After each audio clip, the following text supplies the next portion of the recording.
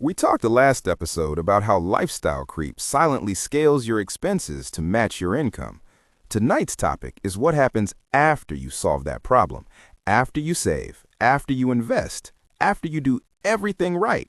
And you still feel financially anxious. Still feel like the number isn't enough. Still feel like some bigger salary would finally fix it.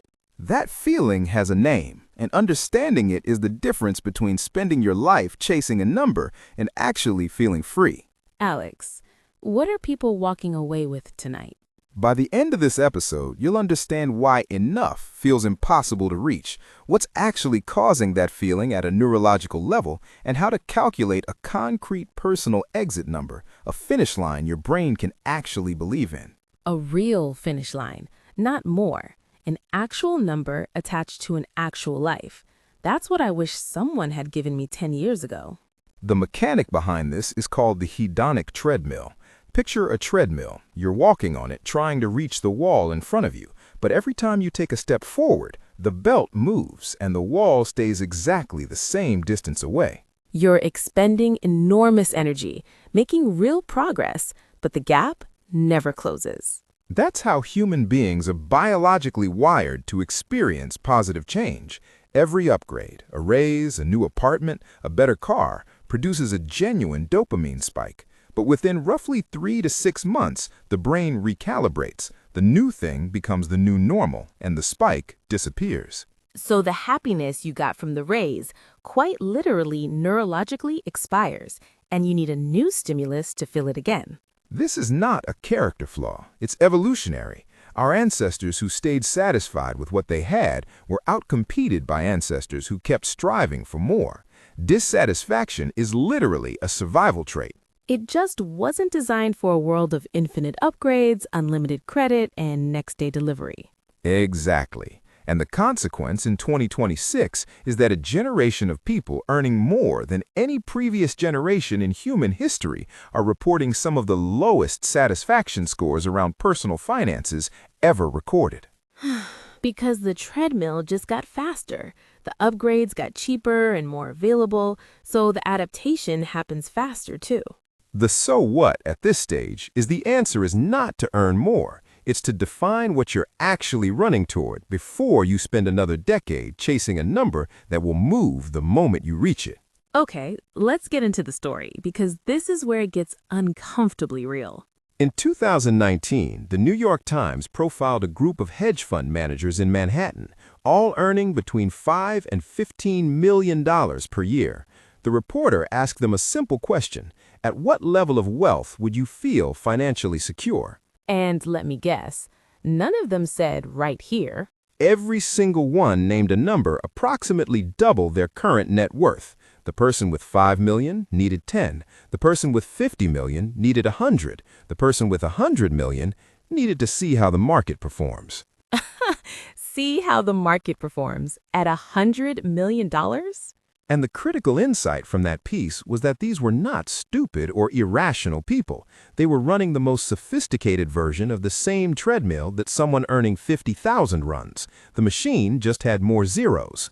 The percentage gap between where you are and enough stays constant at approximately double regardless of the absolute number.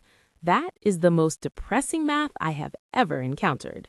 Unless you interrupt the pattern deliberately, which is what a very small number of people actually do, and they share one thing in common. They defined a specific number.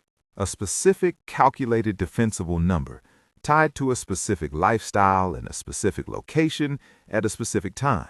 Not more. An exit number. The amount at which they would declare the game won and stop running. Okay, I want to play devil's advocate here because I suspect some listeners are about to push back hard. Go. Isn't ambition good? Isn't always wanting more what drives people to build great things? If everyone defined a finish line and stopped, wouldn't we all just stop? This is a genuine tension, and I want to take it seriously. The answer is that there's a meaningful difference between ambition driven by curiosity and creation and anxiety driven by the fear that what you have isn't enough. The first kind of ambition builds things, makes things, creates value. The second kind just runs without ever knowing what it's running toward or when it gets to stop. Defining an exit number doesn't kill ambition. It gives it a target. You can still choose to keep going past the number. Most people who define one do. But you stop running out of fear. You start running with intention. Second objection. How do you even calculate a realistic exit number? It feels terrifying and arbitrary. It's simpler than it sounds. You start with one question. What does your ideal, ordinary Tuesday look like in 10 years? Not a fantasy, a specific, ordinary day. Where do you live? What do you eat? Do you work? If so, on what? Because most people, when they sit down and honestly describe their ideal, ordinary day, it costs a fraction of what they imagined.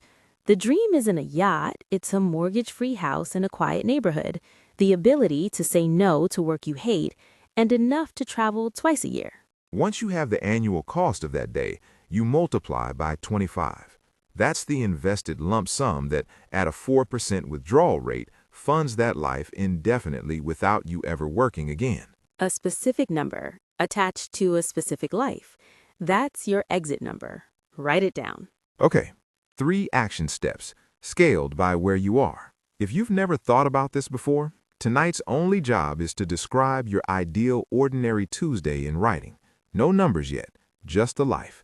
Give it 15 minutes and be honest. If you have some financial clarity already, calculate the annual cost of that Tuesday at scale. Rent or mortgage, food, travel, 1 or 2 genuine luxuries. Get to an honest annual number, then multiply by 25. That's your target. And if you're already in a high-earning phase, compare your exit number to your current trajectory. How many years away are you at your current savings rate? That answer might surprise you, pleasantly. The treadmill only stops when you define what stopping looks like. Until you do that, there is no finish line, and no amount of earnings will create one. Tomorrow is our final episode in this series, and we're ending with something practical. A single behavioral rule that costs nothing to implement and has been shown to cut impulse spending dramatically for almost everyone who tries it. The 48-hour rule. After 6 episodes of understanding why your brain works against you, this is the one that finally works with it. Don't miss it. See you in the next node.